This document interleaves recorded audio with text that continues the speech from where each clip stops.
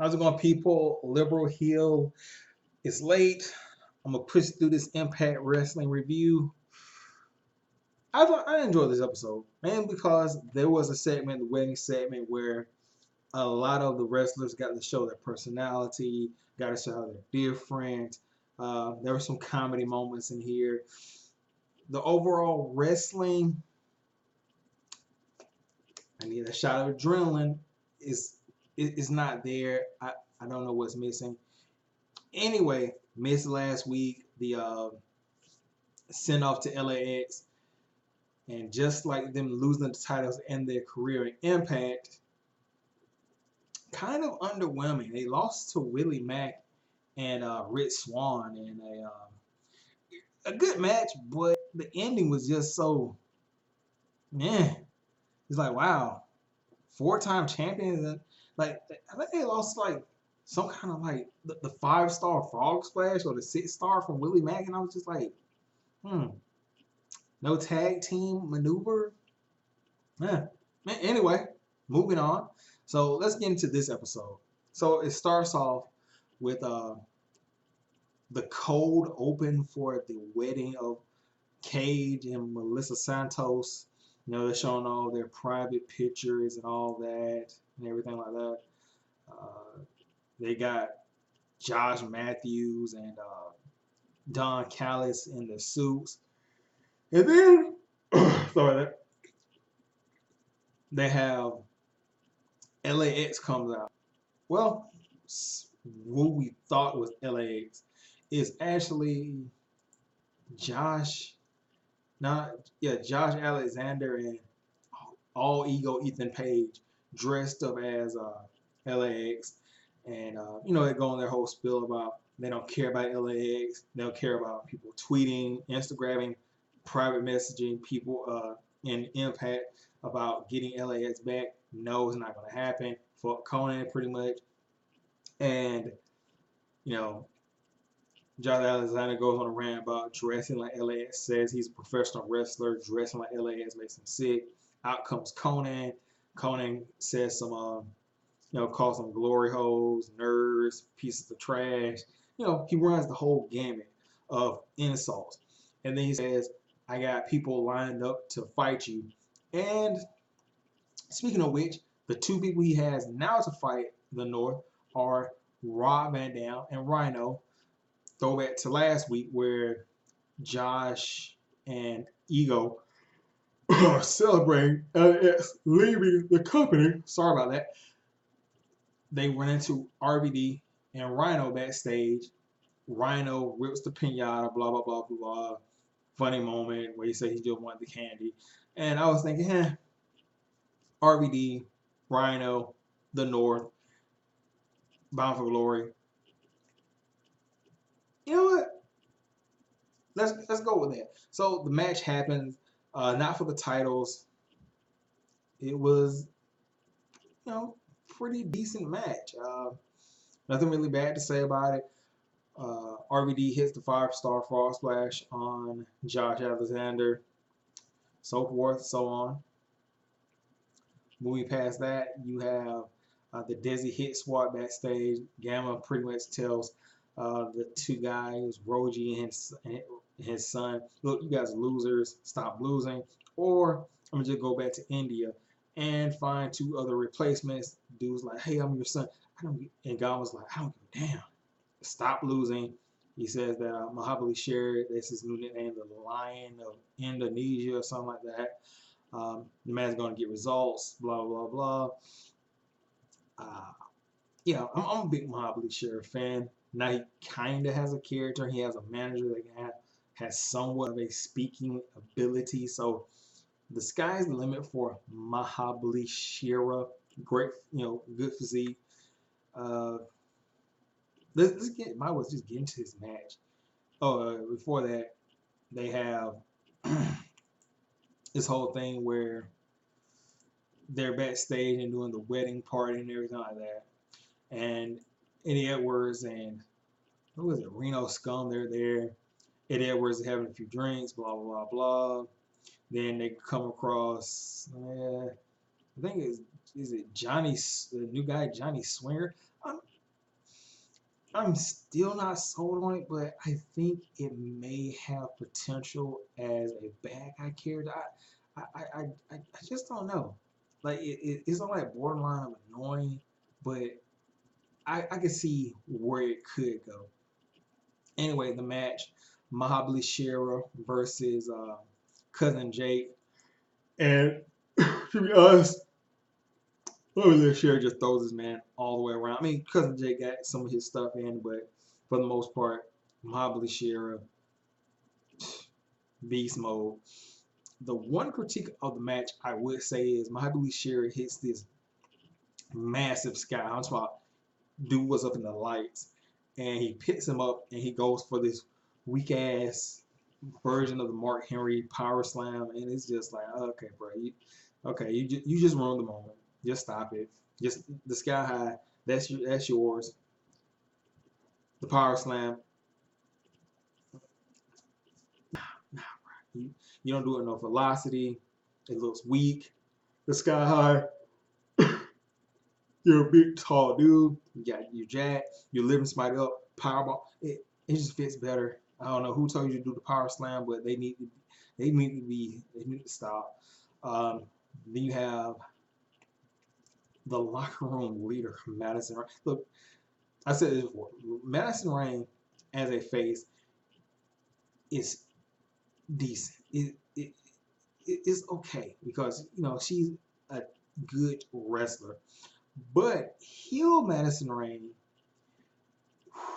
you're talking top tier level wrestler. Not only you got the good wrestling, then you have a great person on the mic. I don't know, maybe she just pays the heel better, but you know, as a heel, more personality, more funny moments, without the screaming. She's toned that down now. It's more like just what it is now. A great heel character. She faces Tennille Dashwood. This match was, look, a match between two really great female wrestlers. Well, Madison Rain's really great, promo record. Tennille, above average. Yeah, I would say above average. I don't think she didn't win a title in WWE, didn't win it at Ring of Honor. So whatever. Um, Madison loses to Neil Dashwood with that spotlight kick. Like Madison saw that thing perfectly. Tennille comes off the rope with the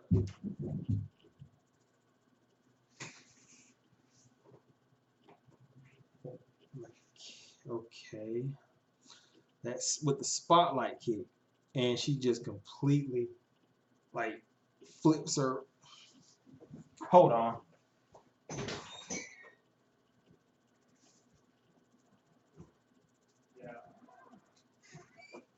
yeah. Cat just knocked down all my shoes. I gotta pick those up. Anyway, yeah, Tennille just destroys Madison with that spotlight kick, side of the head, and Madison just does like a 180 flip. Uh, moving on past that. Oh, another thing that was kind of weird. Like later in the show, T, they announced that since Tennille beat um, Madison and the girl on fire beat both of those. Now she's number one contender. Um, okay, it's probably gonna be a good match against Ty that, but bullshit. Um, first of all, no disrespect to those ladies, neither one of them were in title contention, especially the girl on fire. So why? You got a couple of weeks before you could have probably did that better, but whatever. Then you have more of the backstage stuff. You have RVD and his girlfriend Katie. Is it Knox? Katie Holmes. Some huge ass titties. Then you have Rick Swan and Willie Mack coming in and congratulating Rob, saying that once they become tag team champions, they give Rob and Rhino a shot in there. But Rob's like, hey, once we get the tag team titles, when we get tag team titles, we might give you a shot. You know, it's ribbon back and forth, blah, blah, blah, blah. Then Ken Shamrock comes out. He talks about, you know, being a pro wrestler, how Impact means a lot to him, and Moose sucks, and you know he doesn't have a championship. Blah blah blah blah. Cut to Moose, who's at Ken Shamrock's dojo, and you know he's walking backwards. Some dude bumps into him. He puts in his chest and get the fuck out of the way. I'm not mad at that. Then he, you know, gets to an octagon. Dude tells him, "Hey man, you gotta, you know, do this, do that." He's like, "Oh man, I forgot. I don't know what I'm saying. Here's my membership." And he just decks the dude. Gets into the octagon. Guy's like, "Hey man, hey big man, you can't be here. You can't be here, big man." Decks him. Knocks out the other guy. And takes one guy's head and puts it to the cage. And he's like, "Shamrock, you think I'm scared of you? I'm the most dangerous man. I'm gonna beat your ass at Bound for Glory." Ah. Um.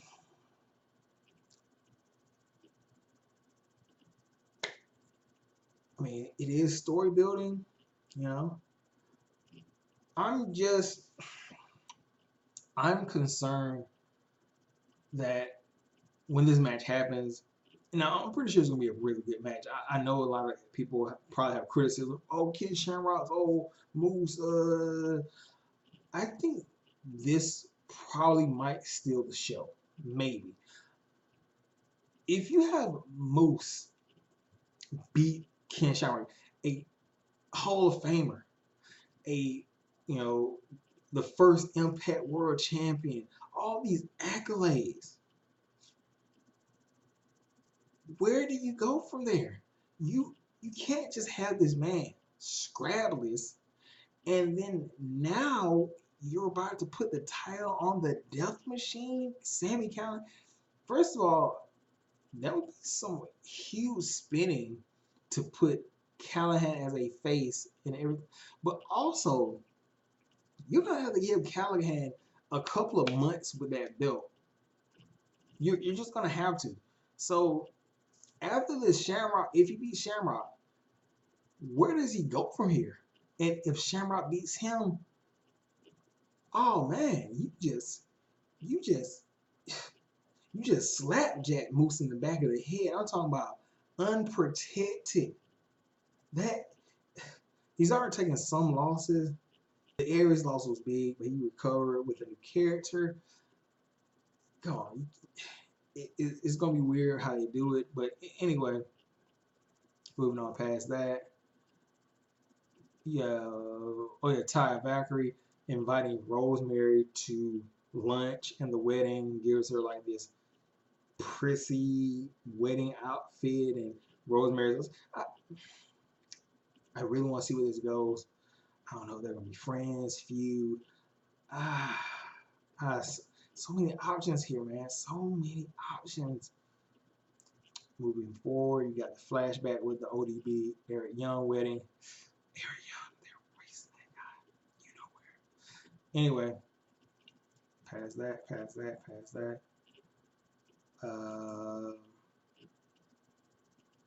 Oh, you have OVE trying to get into the wedding, and security doesn't let them in. They're dressed like OVE and everything like that. So, anyway, they don't get into the wedding. Moving forward past that, you have the groom and the bride talking to their maids of honor and groomsmen or whatever. Tommy Dreamer giving life advice. Then back in the ring, you have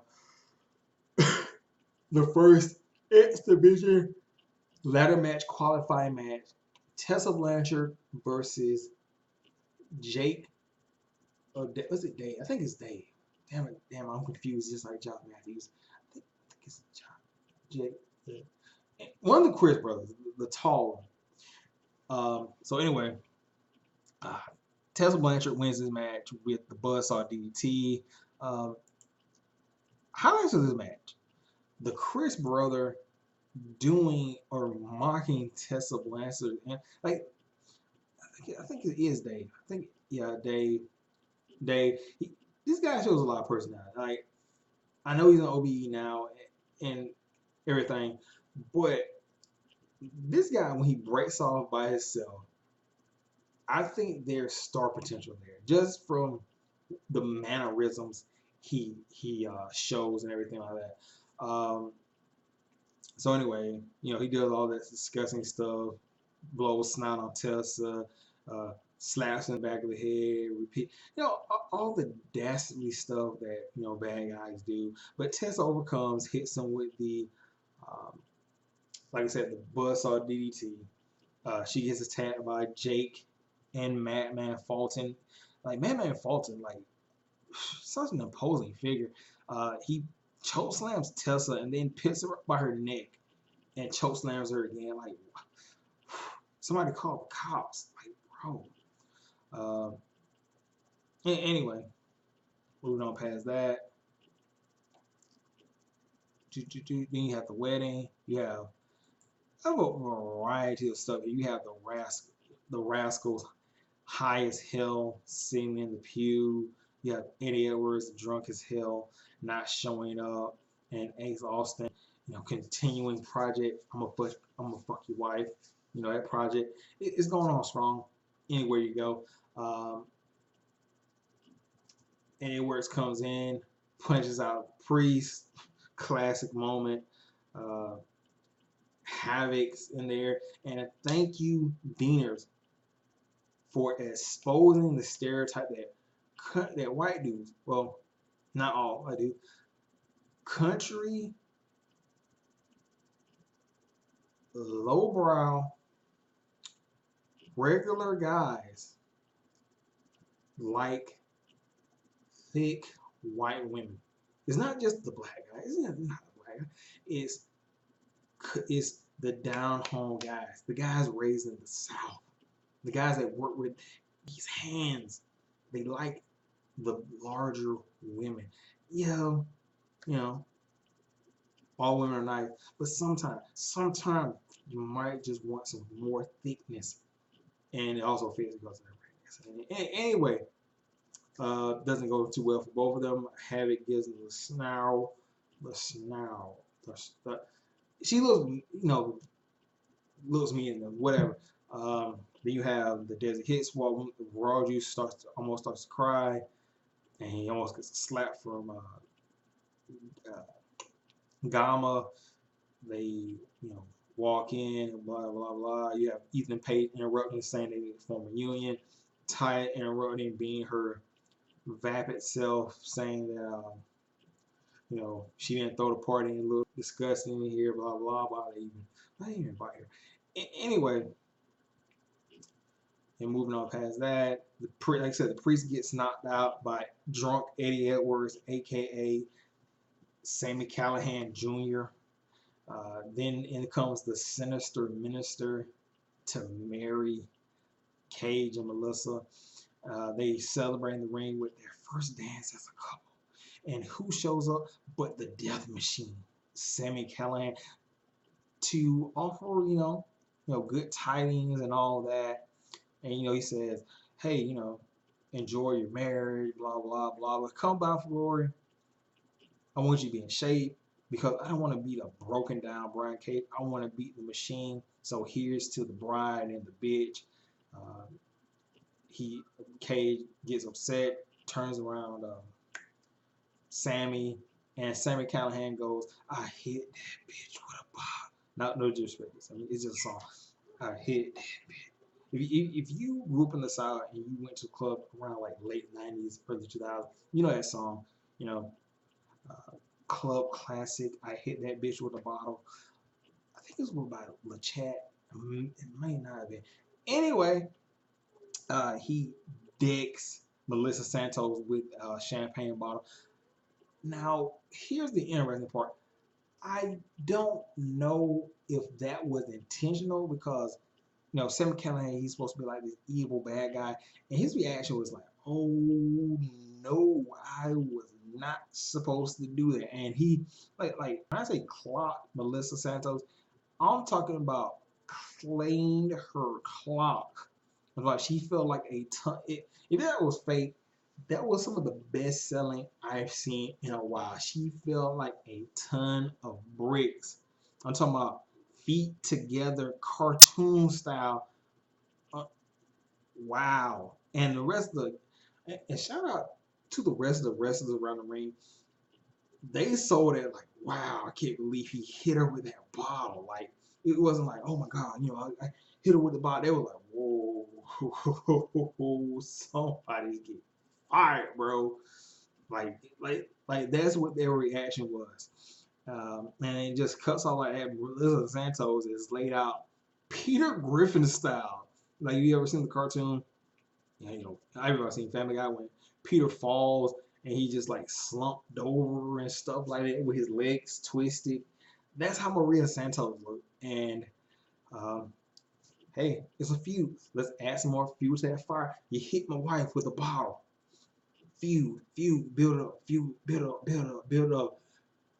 Then release that bound for glory. Anyway, yeah, that was Impact for last week. This will be up whenever before the before Friday because trying to keep ahead of the game. Anyway, I'm gonna get out of here. I'll catch you guys later. And got any comments about Impact? Let me know. Um, yeah, that's pretty much that. I may also I got to catch up on Ring of Honor, that pay per view they just had. Now I also got to catch up on NXT. Start fresh because they start on USA. Uh, Not even going to try to get AEW until they get their television and stuff because I want to see where they take that. Pay per views are nice, but without a television program, it's to me it is. I know AEW is making some major moves, but I just want to see a television product. Anyway, I'm gonna get out of here. I'll catch you guys later. Peace out.